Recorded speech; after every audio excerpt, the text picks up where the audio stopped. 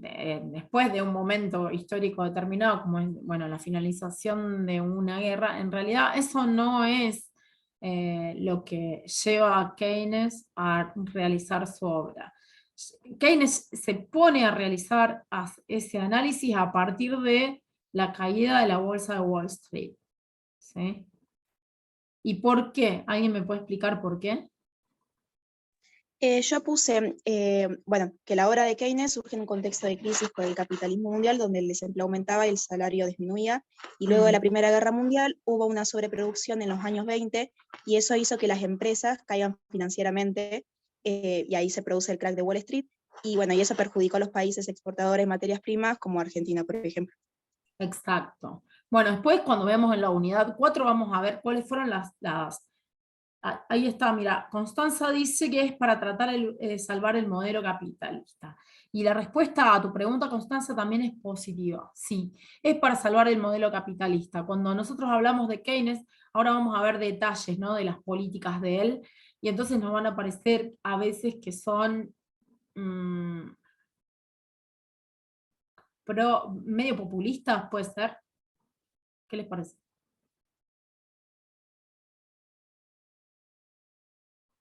Díganme sí o no.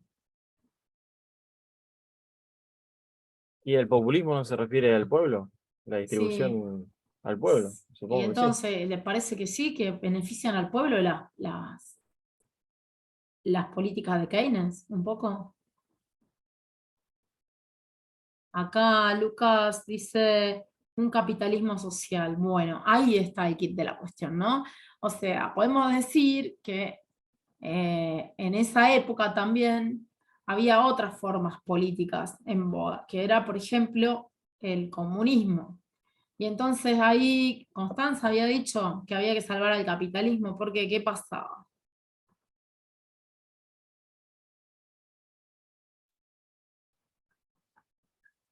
¿Qué pasaba con la crisis? La superproducción. Claro, en esta crisis de superproducción había un montón de productos, pero no había liquidez. La gente no tenía plata para comprarlos. Entonces había otro sistema, como el sistema comunista, que tenía otra forma de distribución de las cosas. Y entonces ¿El los IFE puede ser una capitalistas... medida keynesiana? ¿Cómo?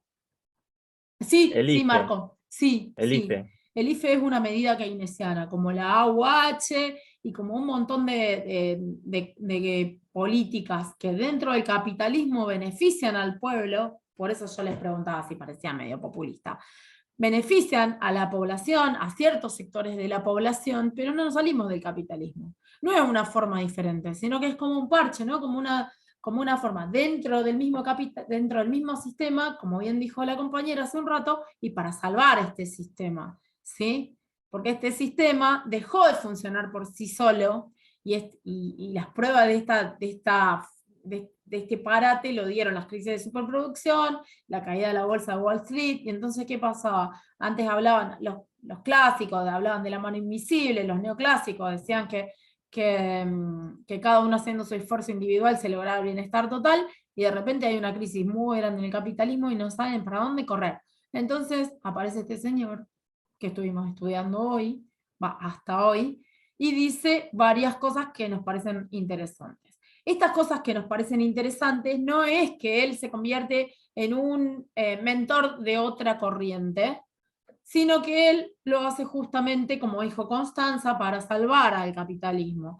Dice, bueno, vamos a tener que tomar distintas medidas, muy diferentes a las que venían rigiendo hasta la actualidad, para que este sistema no caiga. No lo hace para cambiar el sistema o para cambiar de base la forma, sino que dice, bueno, implementamos ciertas cosas que ustedes estudiaron para hoy, que van a hacer que el sistema salga a flote, ¿sí? Entonces, es una especie de capitalismo social para que no avance el comunismo, dice Luca ahí en el chat.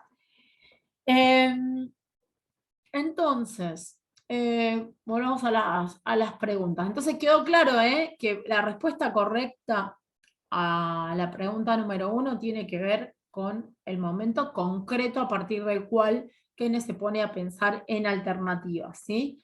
por todo lo que explicamos. ¿Alguien quería hacer algún comentario más? ¿No? Bueno, entonces, si alguien puso otra cosa mucho más abstracta o qué sé yo, tiene que poner un poco más el foco en lo que hablamos recién, la pregunta ahora, ¿no? Porque siempre tenemos que pensar en el contexto. ¿Qué pensó la persona que estamos estudiando y en qué momento estaba parado para ponerse a realizar tal o cual teorización, ¿no? La pregunta 2 dice, ¿cuáles son las principales diferencias en las concepciones de pensamiento de Keynes y la teoría marginalista, o sea, la neoclásica? ¿Quién me puede explicar eso? Yo puse que las principales diferencias son que él propone que el Estado debería intervenir en la economía, a diferencia de la teoría neoclásica que expresa lo opuesto, y también otra diferencia es que los neoclásicos dicen que, bueno, la ley de Say, que la oferta, sí, que la oferta crea la demanda, mientras que Keynes dice que la demanda crea la oferta. Perfecto. ¿Alguien puso otra cosa además de lo que expresó Agustina? Yo además puse que la teoría marginalista habla sobre el desempleo, que puede ser voluntario o involuntario, Muy bien. y Keynes se opone afirmando que el desempleo involuntario puede ser permanente. Perfecto. Acá las ideas del desempleo voluntario e involuntario a las que hace referencia Lucía tienen también mucha relevancia en esta respuesta. Así que quien no lo contestó así, vuelvan a ver el video y complétenlo bien, porque tiene que ver con eso, con que, vieron que decíamos que los neoclásicos dicen que en el mercado se resuelve todo por sí solo, y que no trabaja el que no tiene ganas, y qué sé yo. Bueno, Keynes critica esto, dice que hay momentos en que aunque haya trabajadores que tengan ganas de trabajar, y empleadores que tengan, entre comillas, ganas de contratar empleados, hay una situación crítica tal que eso no sucede. Y entonces no tiene que ver con la falta de interés de las personas en trabajar, sino con otras cosas, ¿sí? Y entonces él lo que se pone a pensar Keynes es en una forma de que haya una circulación de dinero en la economía, porque lo que sucede en ese momento es como un parate, ¿no? No hay circulación, no hay liquidez. Entonces, al no haber dinero en la economía, queda todo frenado. Y por más que haya gente con disposición y ganas de trabajar, tal vez los los empleadores están atentos a otra cosa, por ejemplo, al mercado financiero, así hay mejores tasas de interés en los bancos, y entonces no se arriesgan a contratar empleados porque no saben si después los productos que ellos hagan, porque recordemos que estamos en una crisis de superproducción, entonces dicen, bueno, vamos a producir y vamos a tener producto y quién los va a comprar. Entonces lo que dice Keynes es, bueno, tiene que haber plata en circulación para que alguien pueda ir a comprar esos productos, ¿sí? Un poco para ahondar en detalle de lo que planteaba Lucía. No sé si pusieron algo de eso en la respuesta.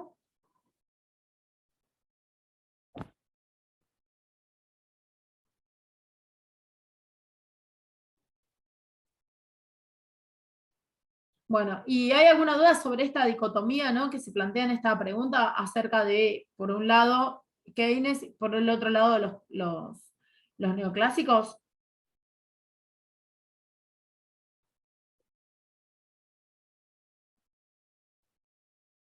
Bueno, si no hay dudas, creo que no, pasamos a la pregunta 3, que es, ¿qué es la ley de Say y en qué corriente del pensamiento se encuadra?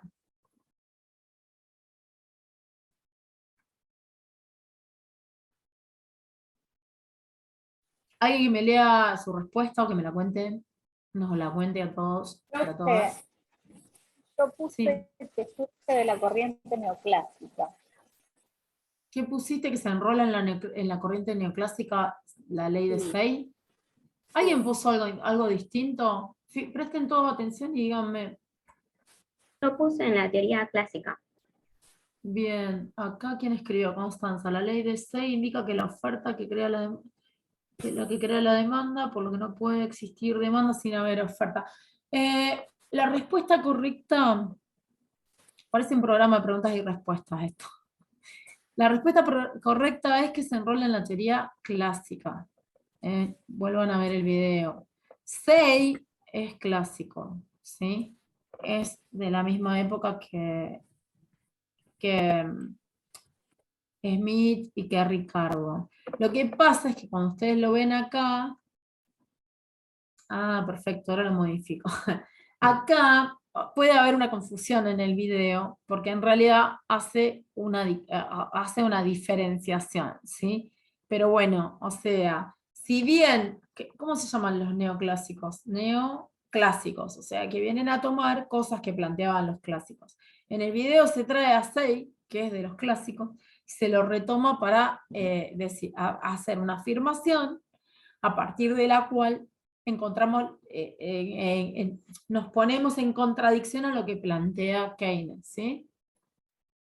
Entonces, a ver, Lucía, vos que pusiste que es de los clásicos, ¿qué pusiste en tu respuesta? Yo puse que la ley de Say plantea que toda oferta crea su demanda, que Bien. cualquier ajuste que se genere es temporal, porque funcionaría de la siguiente manera, o sea, las empresas producen a tope, y como consecuencia de la actividad productiva, los trabajadores reciben salarios, los propietarios de la tierra reciben la renta y los Renta, beneficios. Y esa oferta de producto asimismo va a generar su demanda, ya que los ingresos de la familia, de los terratenientes y de los capitalistas van a generar una demanda para la economía y que van a consumir esos bienes y servicios. Yo puse que de la teoría clásica porque cuando estaba estudiando los clásicos lo encontré así. claro, claro. Pero bueno, tampoco, o sea, si ustedes piensan que los neoclásicos lo que toman, lo que hacen para empezar a desarrollar su teoría, es tomar a los clásicos, ¿sí? Pero acá lo toman porque en realidad acá los marginalistas están en pugna con Keynes, ¿sí? ¿Por qué? Porque Keynes dice un poco lo contrario a lo que plantean ellos, a lo que plantean los Pero, neoclásicos. según entiendo, Sí, los marginalistas, perdón, los neoclásicos se basan en es lo que, mismo. sí, es lo mismo, en que todos los ingresos se gastan y los bienes del mercado son eh, otorgados a esas familias que lo gastan, ¿no? Claro, por eso, pero entonces ellos toman algo que decía Say, que era de los clásicos, lo traen acá, cuando desarrollan su teoría, que son neoclásicos, y dicen eso que vos decís, y entonces dicen, bueno, todo lo que se produce, de algún modo dicen, todo lo que se produce se consume, ¿no? Y Keynes dice, ¿cómo es? Si ahora estamos en una crisis, acá en este momento histórico determinado, estamos en una crisis de superproducción y nadie compra nada porque no tienen plata en el bolsillo. Entonces hay un montón de bienes, hay una superproducción, pero nadie puede comprar nada. ¿Cómo hacemos para que la economía se mueva? ¿Cómo hacemos? Emitir, ¿Eh? emitir dinero. Es una opción, eso es lo que propone Keynes. Para mí, ya tenemos que pasar a la pregunta siguiente, ¿no? A ver, ¿qué es lo que dijo Keynes al respecto de esto que estamos preguntando? Nosotros acá estábamos pensando en la ley de Say y bueno, en la pregunta 4 lo que yo les preguntaba es ¿qué es la teoría de la demanda efectiva? ¿En qué se diferencia la ley de Say? De esto ya estamos empezando a hablar ahora en este momento. ¿Cómo se componía la demanda? ¿Y qué sucede con la demanda efectiva en momentos de crisis? ¿Quién me puede leer o contar la respuesta a la pregunta número 4? Pueden responderla no solo una persona, sino entre varios.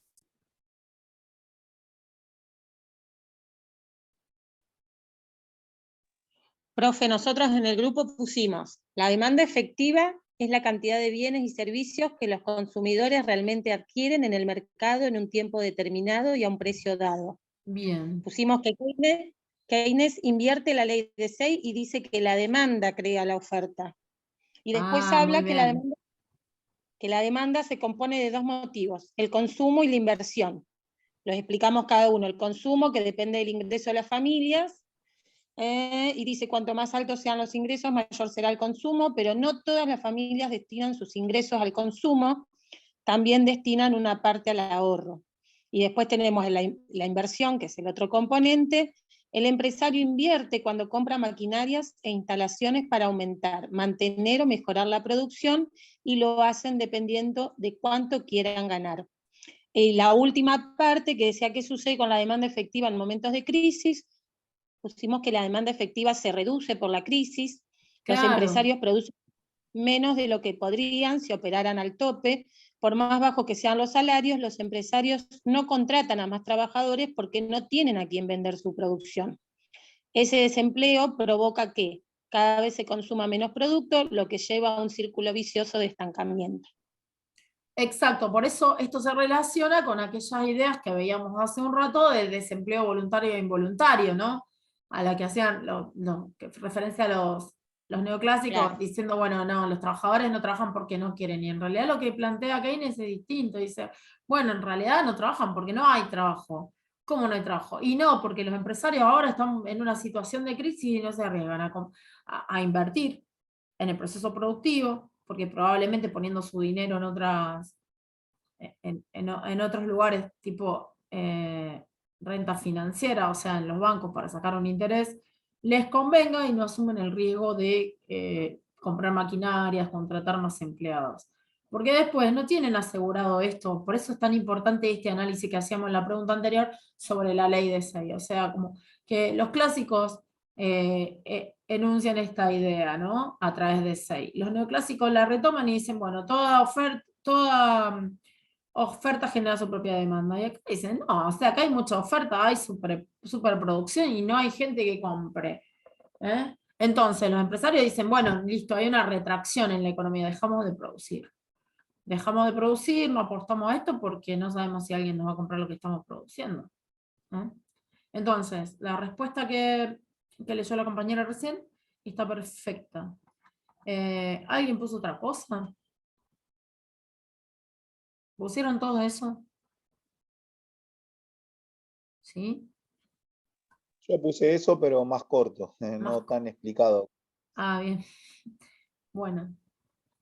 Es importante, o sea, conocer en detalle esta explicación para entender por qué, porque bueno, la teoría de Keynes es diferente a otras, ¿no? ¿Por qué esa diferencia? Y entonces, bueno, la última pregunta, si no nos salteamos nada, es ¿cuál es el rol del Estado para Keynes? Y esta última, son dos preguntas, la vamos a contestar por separado. Primero, ¿cuál es el rol del Estado para Keynes? Y luego, ¿qué herramientas posee el Estado y cómo funcionan? Entonces, ¿quién me puede decir? A ver, ¿hay alguien ahí hablando por el chat?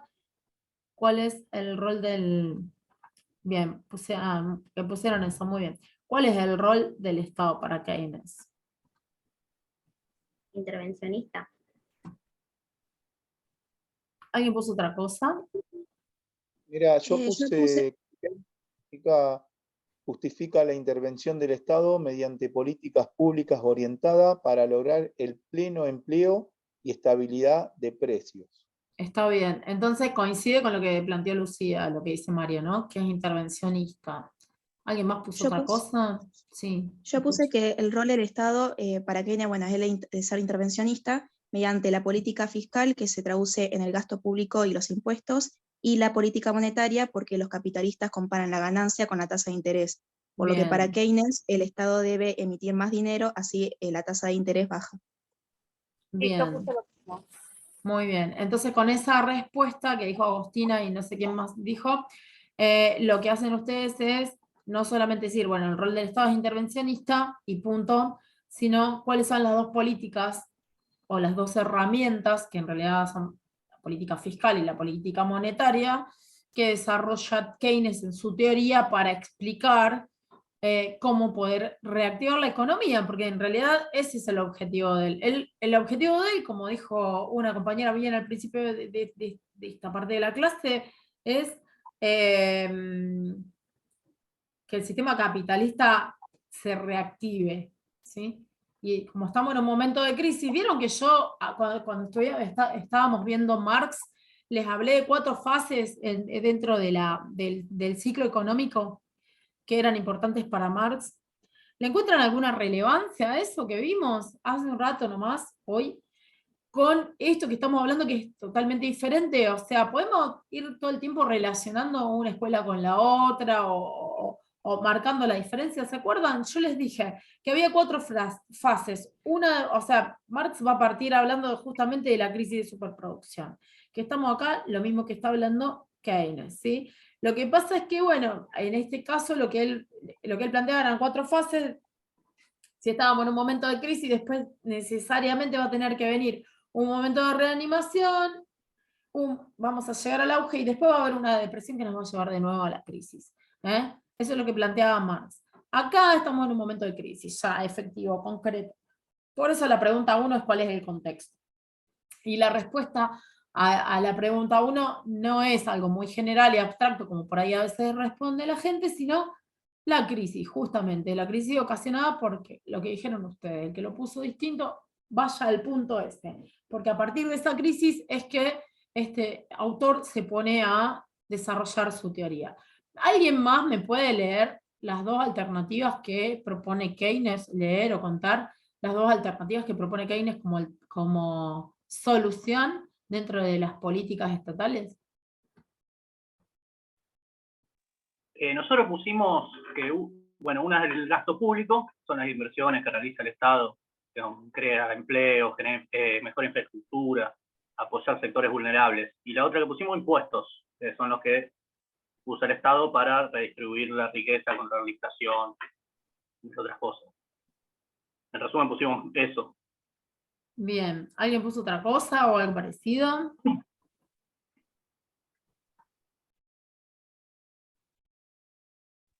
Yo puse que la herramienta que posee el Estado es de política social activa, la salud, la educación, la jubilación y un acceso al crédito. Es un estado de bienestar, es decir, una política fiscal y monetaria expansiva. Bueno, y alguien que me defina lo que puso en política fiscal, según lo que vimos en la teoría.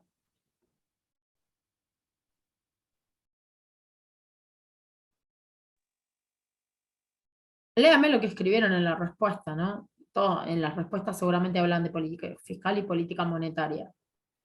Sí, yo puse, la política fiscal es el manejo del gasto público y de los impuestos con la construcción de infraestructura de obras públicas y contribuye a la inversión reduciendo ciertos gastos. Bueno, entonces ahí, fíjense que es importante porque después cuando veamos la unidad 2 vamos a hablar de todos estos conceptos que ustedes están diciendo así muy tranquilamente hoy, pero vamos a hablar de gasto público incorporado dentro de la función macroeconómica, ¿sí? Vamos a hablar de consumo, vamos a hablar de inversión. Entonces, ahí por ejemplo lo que en la respuesta de Mario lo que hay es como una composición de las cosas que el Estado considera gasto público, ¿sí? Porque él habló de cosas concretas como salud, educación. Bueno, salud y educación, si nos referimos justamente a salud o a educación pública, estamos hablando de gasto público, ¿sí?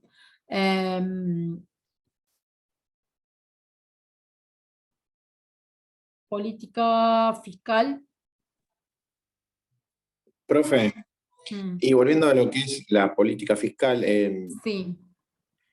que también hablaba de que el Estado interviene dando una asignación a la familia de los trabajadores desempleados y lanzando obra pública. Que a su vez esto Bien, emplea a muchos trabajadores y se ve incrementado en los ingresos y junto con ello crece el consumo. claro. Bueno, entonces, ¿alguien más que pueda dar alguna definición que puso en su trabajo sobre este último punto? Te puedo definir las 2 políticas económicas, fiscal y monetaria. Dale, a ver. Yo para que vaya La, fi- quedando claro que cada uno vaya corrigiendo si lo puso mal, porque estamos ahí como muy cerca de la respuesta final. la fiscal hace referencia al conjunto de decisiones y actuaciones que lleva a cabo un gobierno en lo relativo a la gestión y administración de los recursos con los que cuenta un Estado. Algo que configura el presupuesto del Estado y sus componentes, el gasto público y los impuestos, como variables de control para asegurar y mantener la estabilidad económica, amortiguando las variaciones de los ciclos económicos y contribuyendo a mantener una economía creciente, en pleno empleo y con baja inflación. Le sigue la política monetaria, mecanismo que usa la cantidad de dinero como variable para controlar y mantener la estabilidad económica, a cargo del Banco Central. Comprende las decisiones de las autoridades monetarias referidas al mercado de dinero, que modifican la cantidad de dinero o el tipo de interés. Bien, ¿y por qué Keynes utiliza estas 2 políticas?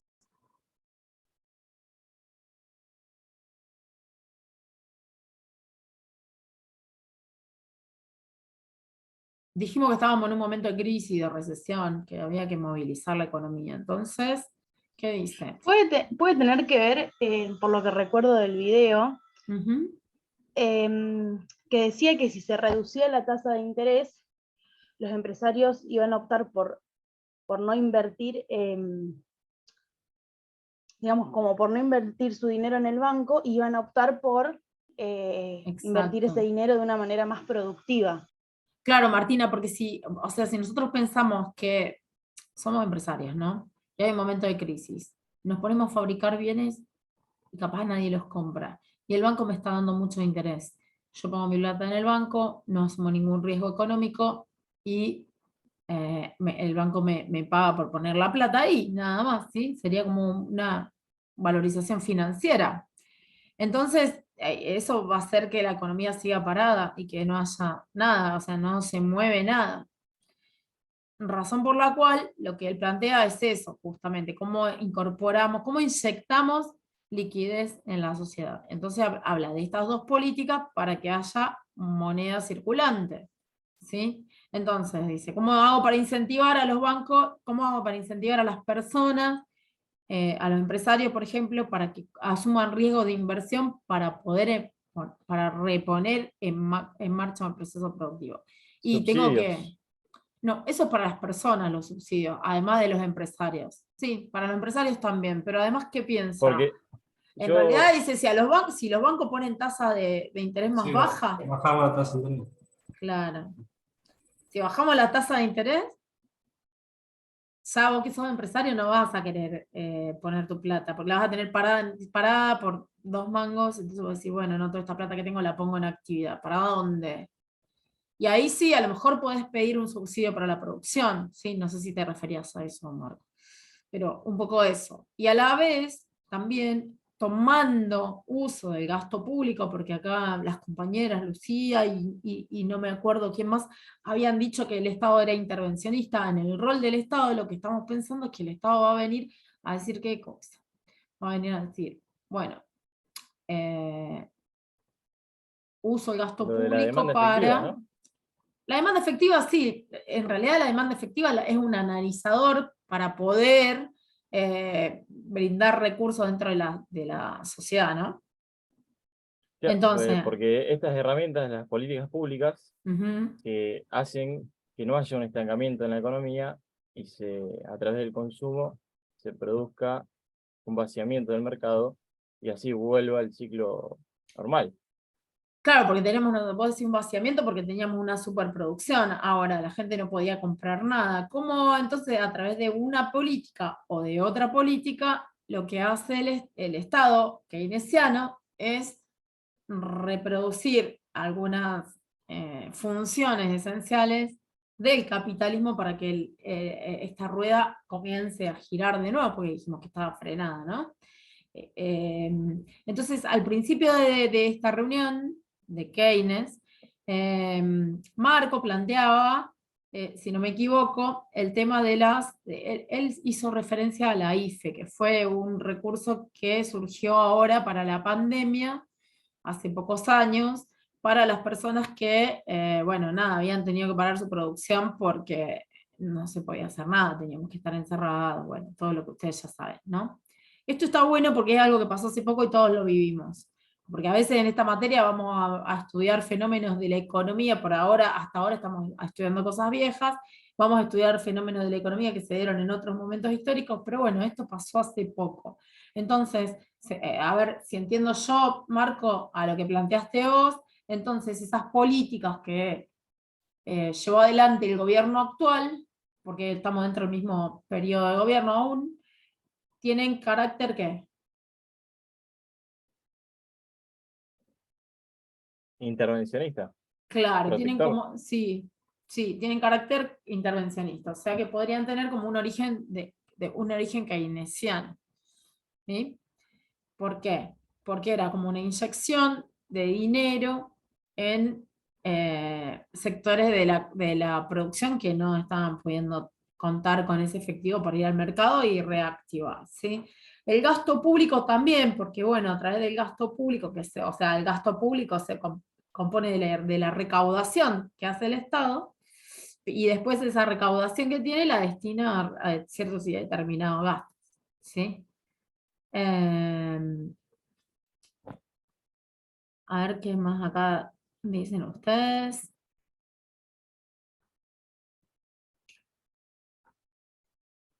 Acá Constanza dice que la política fiscal se traduce como el manejo de los gastos públicos y los impuestos con la realización de obras públicas.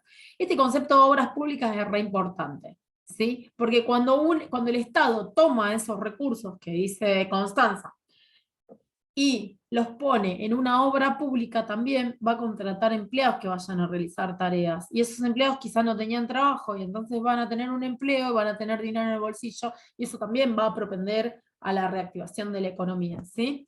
Entonces, lo que hace es la realización de obras públicas o grandes infraestructuras. El Estado lo que va a hacer es aumentar el componente de inversión en la demanda, completando o sustituyendo, porque acá también estábamos hablando de un montón de empresarios a los que se les requería que reactivaran la actividad económica, y los empresarios decían, no, estamos viendo cuál es nuestra jugada. Y por ahora nuestra jugada es dejar la plata en el banco porque nos da más rédito, ¿sí? Entonces dice, bueno, el Estado tiene que salir a hacer algo porque si dejamos que todos hagan lo que les parece mejor, esto no está funcionando, ¿sí? Entonces, acá lo que dice es completando o sustituyendo la inversión de los empresarios, ¿sí? Puede ser que haya algunos empresarios que están invirtiendo, pero falta. O puede ser que todos estén retraídos y sale el Estado a decir, bueno, contrato yo, ¿sí? Para eso hago obras públicas que son necesarias, hago universidades, puentes, caminos, ¿sí? Por ejemplo, entre muchas otras cosas. Entonces eso va a generar una inyección de dinero circulante también, y va a aumentar la demanda efectiva porque las personas de todos los sectores de la economía van a empezar a contar con un dinero, ¿sí? que va a empezar a circular. Bueno, acá seguía diciendo Constanza que va a implementar la inversión estatal sobre la inversión privada, ¿sí? En consecuencia, los trabajadores antes de desempleados ahora cuentan con un capital que destinarán a aumentar el consumo. Un poco yo lo fui adelantando antes de terminar de leer lo que planteaba la compañera. Pero está muy bien lo que plantea Constanza, y ella no lo pudo decir en voz alta porque no le funcionaba el micrófono, por eso lo leí yo, ¿sí? Acá Marco también nos deja un comentario que tenía en cuenta estimular la demanda agregada, es decir, el gasto total de bienes y servicios de la economía, y así evitar o superar las crisis económicas y mantener el pleno empleo, ¿sí? Una de las características entonces de Keynes es esto, el pleno empleo, ¿sí? Él dice que hay que propender a eso. Y todas las demás cosas que dijimos. ¿Hay alguna duda hasta acá? Porque más o menos con esto habríamos llegado al final del práctico y de la clase también. Con esas dos políticas que plantea Keynes, digamos, se reactivaría la economía, ¿no? Claro. Con un Estado intervencionista, digamos, que va a estar haciendo actividades concretas en el plano económico a través de esas herramientas que analizamos recién, y va a lograr que sí, que se reactive la economía, porque estábamos pensando que el contexto histórico inicial era un momento de crisis, ¿sí? Bien. Y en el sector privado, digamos, con el tema de los empresarios, ¿tiene algo que ver, digamos, con ¿Cómo? Mantener la ¿Cómo, Walter? actividad económica? ¿Lo podés repetir que se me cortó? Sí, digo, yo pregunto si en el sector privado, o sea, por ejemplo, los empresarios, los capitalistas, tienen, digamos, su actividad, sus inversiones dependen de la estabilidad o inestabilidad económica del país. Claro, porque Claro, lo que analizábamos inicialmente tenía que ver con esta imposibilidad de confiar en ese sector de la producción para el gobierno, que en este caso sería Keynes, que dice acá el que tiene que intervenir es el Estado, pero no para suplir totalmente. ¿Vieron lo que puso acá Constanza? Que tiene que ver con esto que dice, o sea, dice complementar o sustituir la inversión de los empresarios. Puede ser que esos empresarios que estén invirtiendo igual, sí, pero no es suficiente. Hay algunos que se van a estar arriesgando, pero los otros se van a quedar ahí según el análisis que estamos haciendo, ¿no? Lo que vimos en el video también. Hay algunos que se van a quedar ahí esperando porque especulativamente les conviene dejar la plata en otro lado, porque el banco paga más intereses y a ellos les da más seguridad. Obtener esos intereses que les paga el banco por dejar su dinero quieto ahí, que reactivar la economía. Entonces, por algún modo, la economía está frenada porque hay muchos productos que no se venden. Entonces, lo que dice, bueno, fíjate, con un ejemplo muy, muy concreto. En una obra pública, pone un montón de personas a trabajar en la misma, y todas esas personas van a tener un dinero, y con ese dinero van a ir al mercado y van a requerir productos que necesitan para subsistir.